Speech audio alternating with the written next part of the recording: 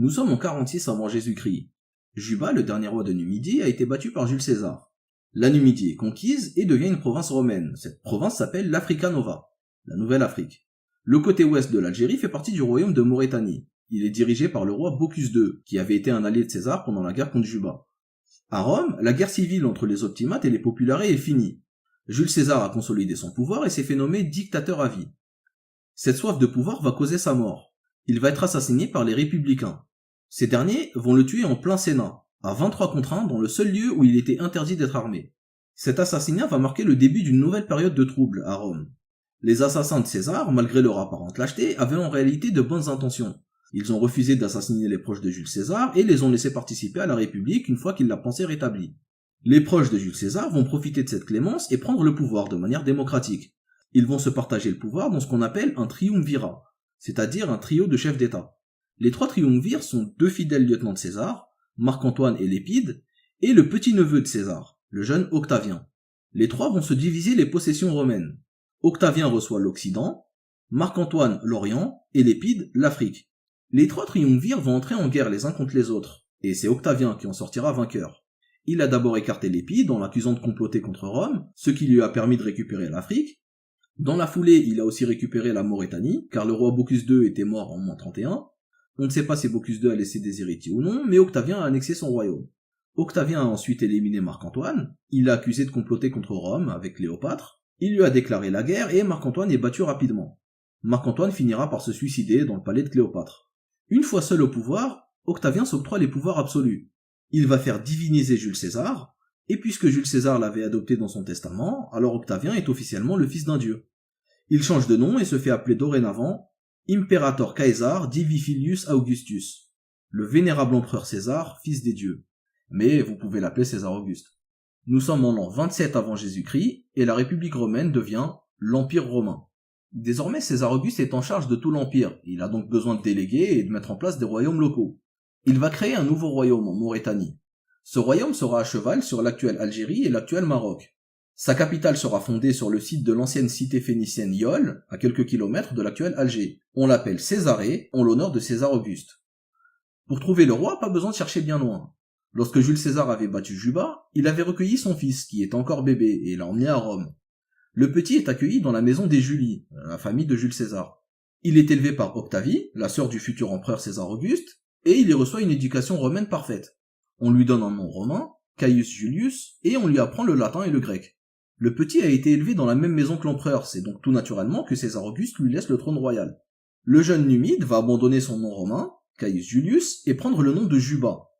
Ce nom va rappeler son illustre père et lui assurer une légitimité auprès de son peuple. Du moins, c'est ce qu'il croit. L'Afrique va bientôt connaître une révolte populaire sans précédent, mais on y reviendra plus tard. Pour l'instant, les premières décennies de son règne se déroulent sans révolte majeure.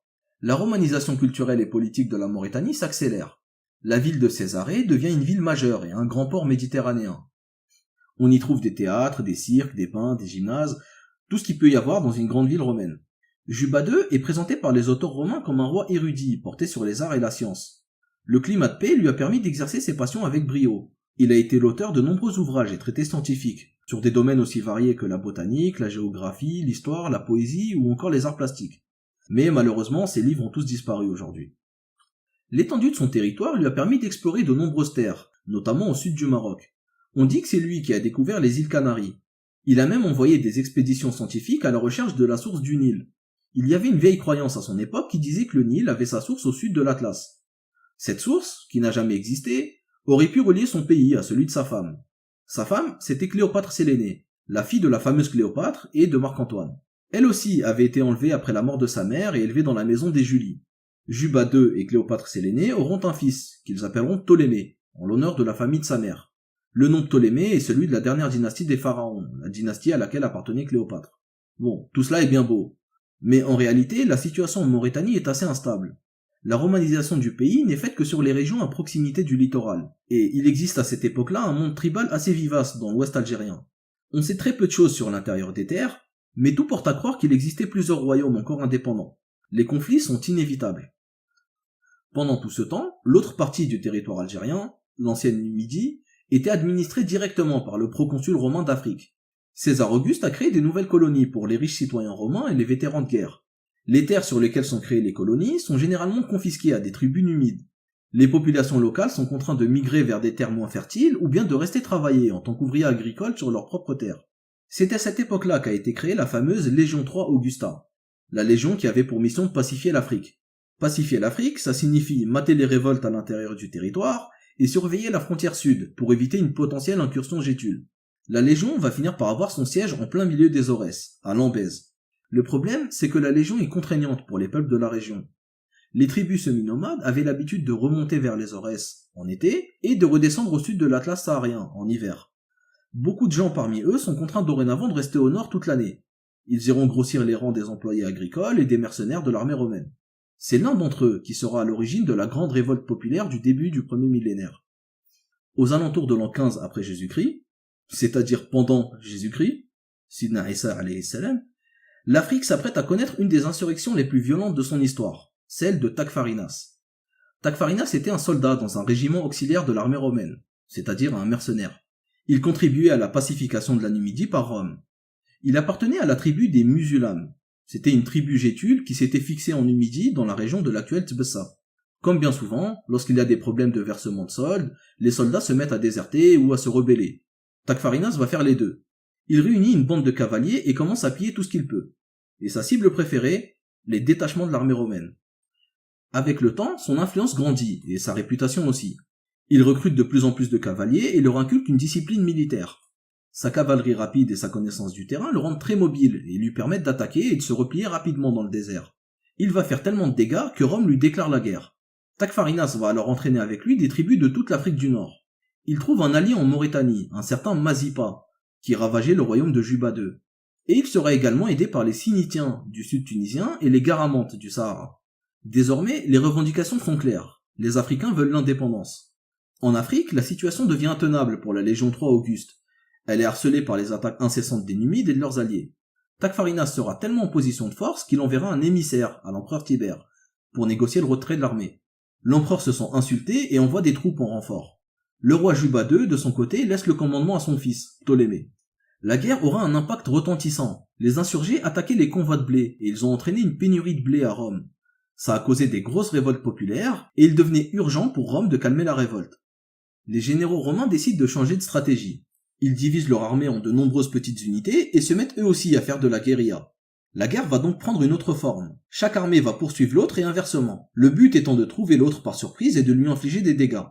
La guerre va se délocaliser dans les montagnes de Kabylie et elle va durer encore quelques années. Jusqu'au jour où Tacfarinas sera surpris dans son camp par un régiment romain en pleine nuit. Ses soldats n'étaient pas prêts au combat et ils ont tous été tués. Tacfarinas va quand même choisir de se battre plutôt que d'être capturé, et il va mourir les armes à la main. L'armée romaine sort victorieuse du conflit après 7 ans de guerre. Le roi Ptolémée est félicité par Tibère pour sa collaboration, et il reçoit un bâton d'ivoire et le titre d'ami de Rome. Son règne se déroule dans la continuité de celui de son père, il est marqué par la romanisation de la Maurétanie. Ptolémée sera encore plus proche de Rome quand son cousin, Caligula, devient empereur, en 37 après Jésus-Christ. Les deux hommes entretiennent des relations ambiguës, mêlées d'amitié et de rivalité. Le règne de Caligula a été très court, mais il a fait couler beaucoup d'encre. Caligula était un personnage autocratique, paranoïaque et extrêmement sanguinaire. Il est l'un des empereurs les plus controversés de toute l'histoire de Rome. Caligula avait invité Ptolémée en Gaule à un spectacle de gladiateurs. Ptolémée est venu habillé avec un manteau de couleur pourpre, et ça a causé un problème. En Afrique, cette couleur est très courante, mais à Rome, c'est la couleur impériale. Caligula s'est senti humilié et a fait exécuter Ptolémée, tout simplement. On pourrait penser que la couleur du manteau n'était qu'un prétexte pour tuer Ptolémée et s'accaparer la Maurétanie, mais Caligula est un véritable psychopathe. Il assassinait réellement tout le monde, pour un oui ou pour un non. Il était d'ailleurs tellement instable qu'il a fini par se faire assassiner par sa propre garde, 4 années à peine après le début de son règne. C'est donc sur une sombre histoire de manteau que la dynastie des Massile s'est éteinte. C'était le dernier grand royaume africain de l'Antiquité. À partir de cette date, l'Afrique du Nord, de l'Atlantique à la mer Rouge, sera entièrement sous contrôle romain. La période romaine sera très longue et modifiera en profondeur la société locale. Voilà, c'est la fin de cet épisode, j'espère qu'il vous a plu. Comme d'habitude, je vous invite à laisser des commentaires si vous avez des remarques ou des précisions à apporter. Et je vous donne rendez-vous au prochain épisode. On parlera de l'évolution du pays sous la domination romaine.